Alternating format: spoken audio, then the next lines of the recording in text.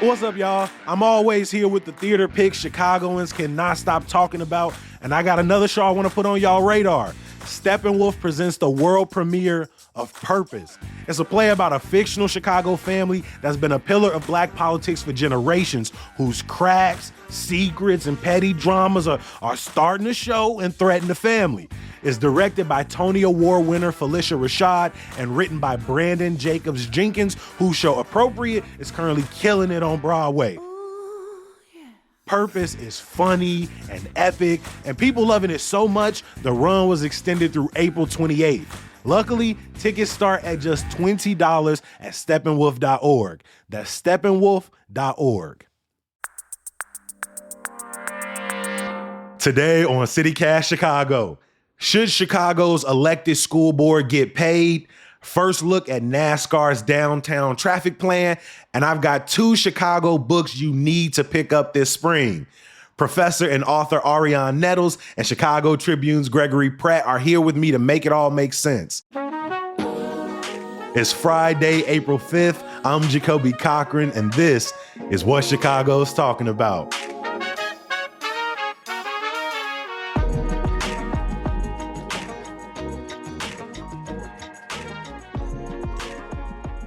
Morning, Ari. Welcome back to the podcast. Good morning. Thanks for having me. Hey, it's always a good day when I see your face on Riverside, my friend. And Greg, long time no see. Welcome back to the podcast.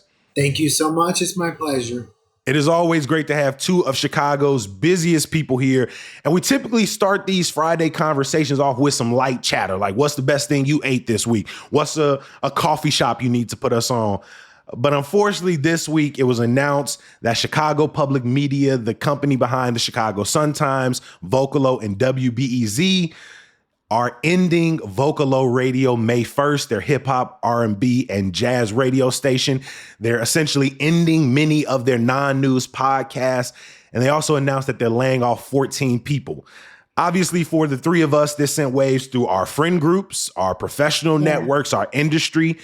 And I just want to take this time to say thank you to the folks over at Vocalo Radio who consistently put me on real Chicago artists. Like seeing my brother and his friends' name in their playlist every week always lifted my family up. I want to say thank you to the folks behind podcasts like 16 Shots, Making, and Nerdette, where I was a guest just a couple of weeks ago and so many times before that. Obviously, I could keep going for days and days on my appreciation, also my heartbreak. But I want to hear from y'all, people who have been in Chicago's news industry for some time now and have built really healthy, strong, loving relationships with people across this industry. Ari, what is Chicago losing in this announcement? Yeah, I worked with these people and on so many of these projects personally. And so it really breaks my heart. But even putting that aside, we really do a disservice to journalism, to our audience, when we are getting rid of these things that are so unique. And WBEZ is uniquely positioned to provide these things, right? So many people like me saw or will listen to things like Making Oprah and said, wow, maybe I can go into audio too. Maybe my voice can be okay to be in this space. And so many people have said that, right? We talk about Vocalo being so important and really especially important to Chicago Public Media because it really was where so much of the Black and brown listenership was. And so getting rid of that, right? So to say that you are focused on being truly inclusive for all Chicagoans means that we need to make sure that you have those outlets and you can't get rid of the things that appeal to all Chicagoans, right? And so it's just really sad because there are no other spaces even, right? This isn't New York or LA where there are a million podcast companies, for example, that are doing that journalistic work. If you go and look at podcast jobs right now, they're all very location based. And so, we were very uniquely situated in the heart of the country, and we did something very special. And Yeah. it's just really sad. So even just trying to take, the personal heartbreak out, which I think is just really hard for most of us because we know, we've seen the hard work that people have put, people who are there now, people who have been there. It's kind of just like stripping away decades of work that people have put in. Greg, I want to bring you in here. I mean, across the industry, whether we're talking about print, television, audio, everyone is vulnerable. And for this announcement to come down with hearing like the podcast unit, right? What is Chicago losing with this announcement? We're losing more community representation. We're losing a lot of great journalism. We're losing entertaining stories. And what I don't understand is why it's necessary. And I'm not coming at that from the perspective of some starry-eyed goo-goo who thinks that, everybody should be subsidizing everything for free and it's a shame. I understand business. But last year, WBZ had 38 million in revenue, 30 million in expenses, 106 million in assets, and 38 in liabilities. Those are good numbers. Those are healthy numbers. I mean, if your CEO get a 19% increase on his raise Correct. to over $630,000. Correct. And so that's I think it's tragic from a human level. I think it's bad for our communities, but I don't understand why it's necessary. And it's not like, we live in a world, where publicly traded companies will make an $8 million profit and they'll fire 2,000 people so that they can make an $8.2 million profit, which is horrible. But when this isn't a publicly traded company, this isn't even a profit company. This is a nonprofit. So I really wish that they would explain some of the financial stuff going on here because it doesn't make sense to me. Mm-hmm. It also doesn't make sense, like, just kind of adding on to that, like from a business perspective of like marketing and brand recognition, because when you ask people who don't live in Chicago about WBZ, right? Like WBZ is the home of This American Life. It's the home of podcasts. So to completely strip away the podcast department just truly doesn't make sense from a branding, marketing perspective, from a business. I was going to say the entire announcement didn't really make sense from a marketing perspective. I'm like, these people write the news. You think they weren't? How did you think they were going to respond to this? Like, this isn't just a company that we're not paying attention to, or they don't have a voice to sort of, or a platform to let people know what's happening. I'm like, sort of essentially sort of blindsiding journalists seems like from a marketing perspective, the people making that decision maybe didn't have a good sense of how journalists were going to respond and what their networks of people were going to respond like. So again, we have questions. The hope is that we will get some semblance of answers in the weeks to come, but we will continue to follow this story. We will continue to send thank yous and gratitude to our colleagues and to continue to show support to the people who are still there and still having to make great work under increased pressure. So again, I appreciate y'all taking time at the top of the show to talk about that.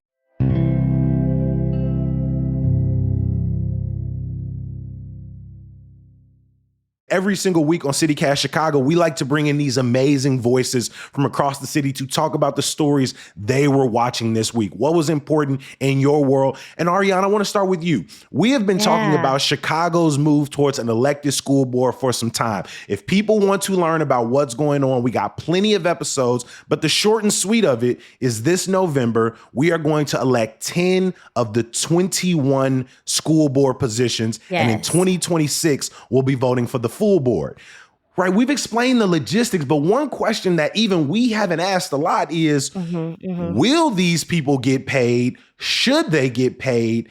As stated now, will the elected school board members get paid? And why should we be having this conversation? Got it. So as stated now, state law dictates that they cannot be paid. And the reason why we're having this conversation now is because currently, school board members put in about 20 to 25 hours of work on this stuff a week, right? Meetings, talking about stuff, research, right? Like, this is a lot of work. This is not just showing up once a month for a couple hours. people who are on the school board are really dedicated and they do this for free. So that means And it's not just a side hustle for you. This position has stakes for so many more. For so many more people. So currently, it means that you have to be extremely dedicated to volunteering a lot of time. But it means that you have to be in a financial position where you don't need to use that time for other work, right? So you possibly need to maybe be like where you make enough money, right? Your job has to be flexible enough, right? And so it has made it so that, for example, let's say a parent who can't really afford to do that wouldn't be able to do it. So like some of the examples would be like lower income parents who really do need the representation on the school board, who don't want other people speaking for them, right? You know, I've heard a lot of stories of parents who have like, you know, a lot of money saying, well, I am speaking up for the lower income parents who couldn't be here today, right? And it's like, no, they should have... we should have the opportunity to be here. Exactly, right? Another very important point is that teachers cannot be on the school board. So if a teacher would like to serve on the school board, they would have to leave that position. And so that would be, of course, a loss of income. So just thinking about some type of monetary incentive could possibly just open the gates, right? Like make it easier versus like, you know, I was even thinking about like, well, I'm not, you know, if I weren't a journalist, right? Could I do it? You know, and I'm like, even me, like I would have to really think about it because I'm like, do you have 25 to 30 I don't know hours if a I week even have for that, the free? right? Exactly. And so I'm thinking about that and I'm like, oh, well, I work at a university. So if I didn't do news, like maybe I could, you know, because just thinking about like, well, somebody has to do these things, right? We want people who know a little bit about education, you know? So like, it's just really tough. And so, as we know, that's how you end up with people who maybe don't really know about education or don't really care as much serving in some of these positions just because they have the time and the resources. And so just making it a little bit more equitable as we continue to grow. Because I think that it could be, right? We have the opportunity for something great to happen with so much change happening. And it can go either way, I think, is what probably people fear. It could be a beautiful increase that could have a lot of great change, or it could be, you know, total opposite. We don't know. And so that's what people are fearing. Obviously, this is a decision that will have to be made at the state level, but I just wonder, you know, there really is so many different forms of precedent, right? Places like New York and Philly don't pay. In Denver, you might make $33,000 on the school board. In Los Angeles, you can get up to $125,000. In Indiana, there's a stipend for $2,000. But given these issues, given how inaccessible this makes the school board for a ton of families and a ton of educators, my hope is that they take some form of, maybe not the middle ground, but realize that there are templates out there in other states that kind of show how we can do this. This episode is brought to you by ShipStation. If you run an e-commerce business, you know how much work it takes to produce something great while dealing with complicated shipping issues. That's why over 130,000 companies have turned to ShipStation, an innovative tool that allows you to focus less on shipping and more on building your brand. With ShipStation, you can manage orders, label printing, reporting, and customer service on one easy-to-use dashboard. You'll reduce warehouse costs with reliable enterprise solutions and save thousands on shipping costs with discounts up to 89% off. Plus, you can effortlessly import orders from everywhere you sell online. So, turn your shipping challenges into opportunities for growth. Go to ShipStation.com and use code POD to sign up for your free 60-day trial. That's ShipStation.com, code POD. Greg, on to an announcement out of the mayor's office this week. In fact, not out of his office. He was out on LaSalle Street earlier this week, sort of giving the green light to affordable housing developments in the loop. This plan has been around prior to his administration, but he's really putting his stamp on it. Can you break this down for people who may not be familiar? Yeah, so It's interesting with downtown and retail starting to struggle. LaSalle Street in particular has had some hits, and they want to take some of these buildings and turn them into housing and create a bunch of affordable housing downtown too. So the idea is to take some areas that are struggling with the retail and get it done. This was a good idea, I think, under Mayor Lightfoot, and it is a good idea now under Mayor Johnson, who has taken it forward. It's more or less Mayor Lightfoot's idea and plan that he's putting into effect.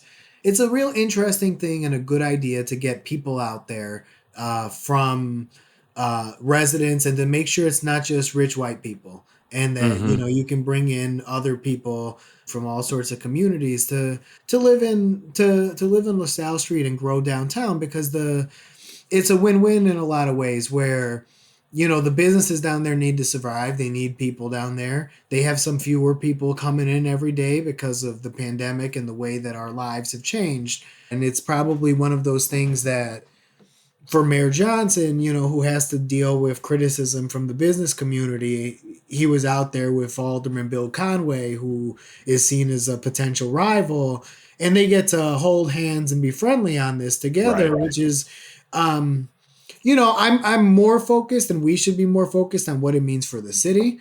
But it also has some political considerations too. Yeah, so much hand wringing around what to do about the loop, how to address vacancy. It's good to see that just a plan is taking place versus so much conversation. But a question I have, Greg, is I feel like the term affordable housing just sort of gets thrown out in this conversation. And they say this plan, which would cost roughly $520 million, could bring somewhere around 320 affordable housing units. And there are currently just 32 units in the loop that are affordable. What does that mean? What does it mean to have 300 affordable units? Affordable to who? That's such a great question. I believe the calculation tends to be area median income. So it's not going to be, it's not going to be as affordable as something in Little Village, for example. But it'll be a lower price than what you see in other parts of downtown. That is, I would still personally say that's positive, but obviously we are a city of extremes and haves and have-nots, and it's Exactly. still going to be people with a little bit more money than other people, and so I don't envy mayors, because they have endless amounts of hard decisions to make. I was going to say, it was going to be my last question on this. It is your job to essentially watchdog the mayor, to criticize, to provide extra context for the rest of us trying to follow this. Given Brandon Johnson's affordable housing plan out on LaSalle Street, but also his hope to borrow $1.25 billion for affordable housing in the city, how would you right now categorize his push towards addressing housing insecurity? First, the elephant in the room is that they failed on Bring Chicago Home, which is a giant hole in his plan and his agenda. And it's one of those things that's unfortunate in a lot of ways for him, and for potentially for the city, and for a lot of people who need housing. I think one of the things that surprised me is, Mayor Johnson didn't hire a housing commissioner till like December, and he took office in May. And housing is a very important thing for him and his administration. This isn't Rahm Emanuel, who didn't even have a Department of Housing. That's how little he was concerned about that specific issue. That said, I think that there are things that they are doing that are positive. I think that this thing on LaSalle Street is good, but they probably need to kick that up. And the CHA, we never talk about the CHA, the Chicago Housing Authority. The CHA has, I think it's mostly just people who were still there before he came in, and I'm sure they're fine people, but Mayor Johnson should probably put his stamp on that a little bit more clearly, because that's one of the issues Mayor Lightfoot had. So I think that there is a lot of work to be done for Mayor Johnson when it comes to housing, and then you factor in the idea, all of this conflict where there are these deep rifts within the community, within neighborhoods, over migrants and homeless people who have already been living here. And, there hasn't been enough work to provide for everyone and to bridge those communities. So I would actually say they have a lot of work to be done. And fortunately, he has 3 years to do it. Unfortunately, 3 years is not a lot of time. Ariane, let's stay downtown to one of the big events that is coming back to the Loop, and that is the second edition of NASCAR Chicago Street Race. This week, officials unveiled their new traffic plan. How does it look compared to last year? And is your excitement any different? My excitement is the same anger that it was last year, because it's going to start in June. So it's very similar to last year. We're going to have about an estimated 19 days of street closures. So, you know, as Chicagoans, we know that without any planned street closures, traffic in the summertime is a lot. It's going to be hard to get to work. It's going to be hard to do fun stuff. It's just going to be really difficult. And it's going to be difficult for about a month. So, and it really stretches out, right? We're not just talking about traffic in the Loop, right? This means Lakeshore Drive, which is adjacent to the NASCAR course. It just ends up getting backed up further and further and further. As you get closer to the race, you're losing lanes. So yeah, it can be a headache. But they said it's 6 days shorter, the overall amount of time that they're shutting things down. Is that a slight improvement? Yeah. And we'll see if that's possible. Because remember last year we had, for some reason, a lot of rain. We had a lot of changes, so I think it's just that this is a plan, right? And so you just know that with plans, you cannot, there's going to be some things you can't account for, right? And so this is the planned closures, but if, let's say, I had a building downtown, I know I would not plan any big events, anything close to that, because I know that a lot of things I participated in, we had a lot of last minute street closures where we had activities that we couldn't do. So for example, I take dance classes downtown. We had to cancel some dance classes, right? We teach our downtown newsroom for Medill at Northwestern. We had to cancel some classes some weeks, right? So it just, some things are going to be like just really inaccessible, like to get to the thing. Like, so maybe your street isn't blocked off, but the streets to get to your street are going to be blocked off. So it's just important to really take heed of that schedule now, because we love our summers. We love to do some stuff, but just be safer than sorry. Better be safe than sorry and not be so frustrated. Just try to maybe avoid that area earlier than later. Take alternative routes. Plan some extra time now if you can. Yeah. Seems early. Yeah. Seems early, seems being cautious, but it really would be helpful to just kind of take a look. But what I will say is that I know that last year NASCAR did some outreach in the communities, and I know that those outreach events went really well. That was definitely one of the more successful parts, it seems. Like that event outside in DuSable, having the cars out there, having the kids come through.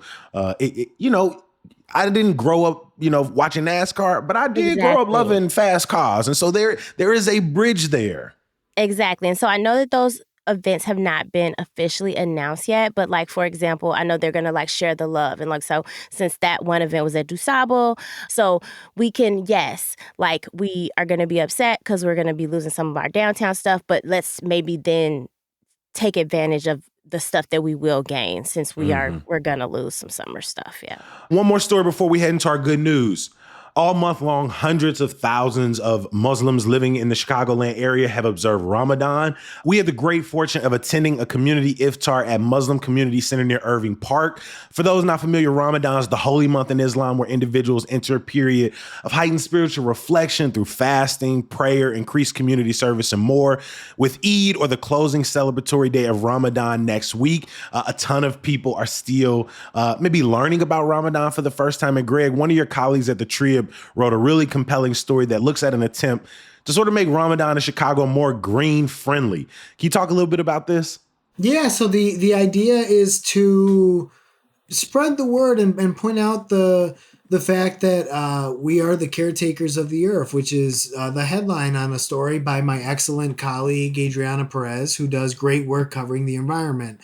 And the gist of the story is about these Muslim women that are trying to make sure that doing their part to not have plastic and not pollute as much because, and this is another thing, and I don't want to be a Debbie Downer here, where we're destroying the earth and we think it's all cool, and in 100 years, some genius is going to find some way to dispose of garbage and to have cars run without any sort of pollution. And it's like, well, number one, I'm not sure I would count on that. And number two, what about what we're doing now? So exactly. I personally really like this story. I appreciate the efforts by these women, and I like the story in the Tribune because we need to make sure that we're taking care of Mother Earth.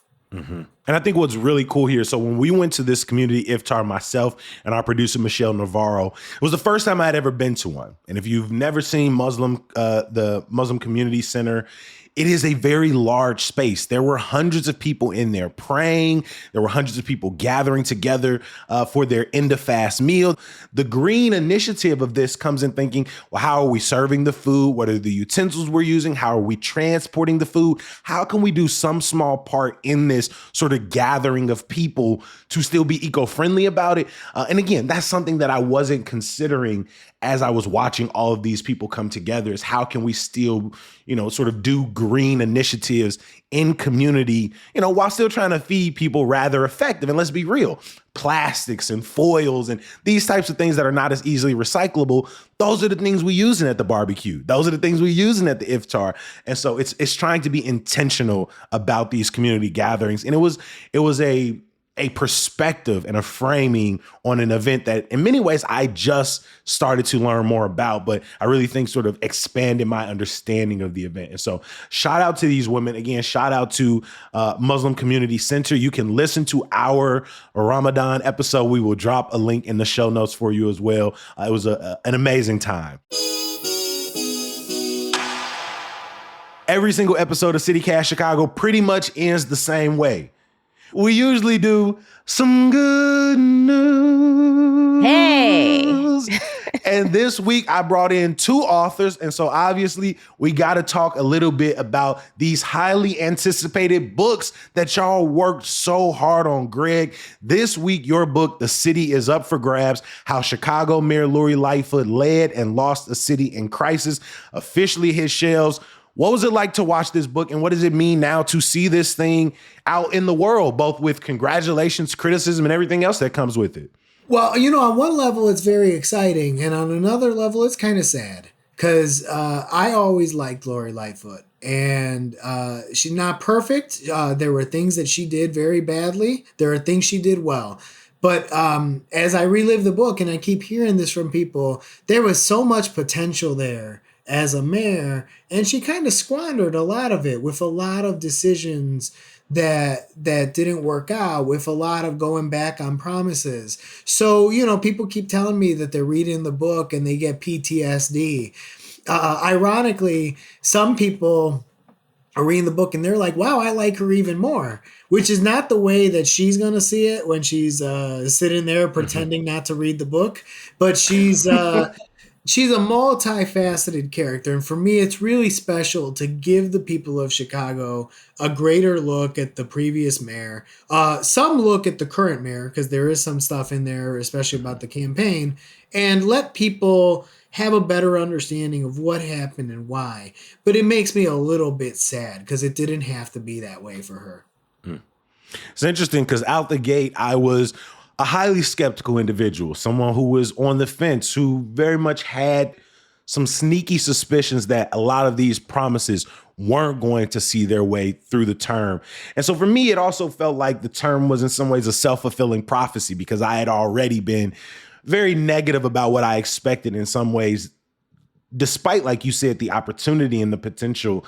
What was it like to write this book and reflect on not only the mayor's tenure, but your experience living through those 4 years? Because you're also rethinking an entire pandemic. Yeah, I mean, there's things that we don't fully understand. Like, people had positive feelings about her during COVID, and that's great. But Pritzker was the one making all the big decisions, just about.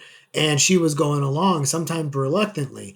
There are things where I'm like, wow, I almost forgot about this. Or I called people and I'm sitting down with interviews and they're like, remember when she did this? And I'm like, oh, yeah, I do. I mean, that was I just published a little excerpt where, to your point about the promises, she had run on the elected school board, and as soon as she had her transition meeting with Rahm Emanuel, Rahm comes in and Rahm hates the school board. So he's telling her why it's a bad idea. And when he finishes her spiel, she says, "Oh, I don't want that."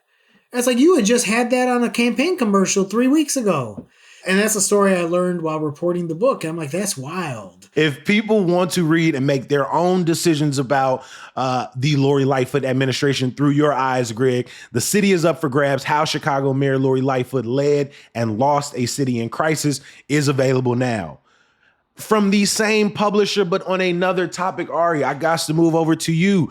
We Are the Culture: Black Chicago's Influence on Everything. Your baby is less than 2 weeks, or about 2 weeks away from hitting shelves, but is out for pre-order. You're announcing some of the stops at bookstores across Chicago with some very amazing moderators, some conversational partners, if I say so myself. One of them you might know, a one Jacoby Cochran, I see him every day. But for you, you've been on the show a few times and we've talked about this book. I mean, I'm maybe we talked about it when you was writing it. I might be in it a little bit. We might have chatted about, we might have had some conversation about the Bulls, perhaps. Now you at this point, what does it feel like for you to be doing the press run, for it to be at the point where it's gonna be on people's shelves? It feels extremely wild. I think that, as journalists, we do a lot of work and people will share it for like a day and then they forget about it. If you're lucky, people might share it for a couple days.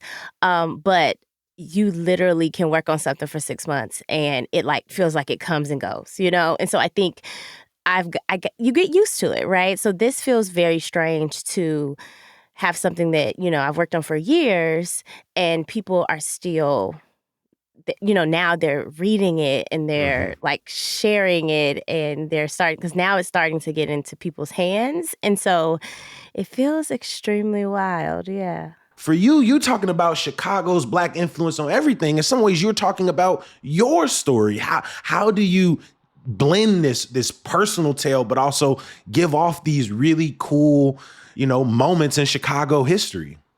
Oh yeah, I cried so many times writing this book. I cried and then I would feel silly for crying, but it just felt very personal in a way that I just didn't expect it to feel personal, because I do have some parts where I'll have an essay introduce a topic, but really those essays for me are not to maybe be about me, but to maybe talk about a shared experience, an experience that I think a lot of us have either experienced or we know people who experience something that you can say, yeah, I know what it's like when you're driving down Lakeshore Drive. It's something that we all can kind of relate to. And so to feel so close to the topics, my thought process was that I was going to skim a lot of different things and kind of give you like a taste of a whole bunch of things that have to do with Black Chicago. I appreciate y'all being here. I appreciate the work that y'all do. And I can't wait to add these books to my growing collection of Chicago texts. Before we get out of here, one more piece of good news. And this one caught me a little bit off guard, and it has mostly to do with stereotype and the way I have been brought up to think about the Chicago River. The Chicago River is going to host an open swim this September, approved by the U.S. Coast Guard for the first time in, I need a little drum roll, 100 years. Let's be real, y'all. Regardless of where you grew up in the city of Chicago, you have probably heard that the river is a place you do not want to fall into accidentally and definitely don't want to be jumping into voluntarily. But the river in many ways is the story of Chicago. It talks about our engineering feats. It talks about our resilience. It talks about our ability to be muddled and broken down and sort of rebuild ourselves and be a resource for more and more Chicagoans. And so to hear that the river is at a place in which 500 people are willingly Gonna be jumping into it and doing an open swim as they close down all recreational and commercial boat activity, where folks are swimming from Clark and Dearborn Street bridges through a looped course to State Street East and Wolf Point West. I don't know. I think that's just a very cool moment in the Chicago River history, or in the story of the Chicago River.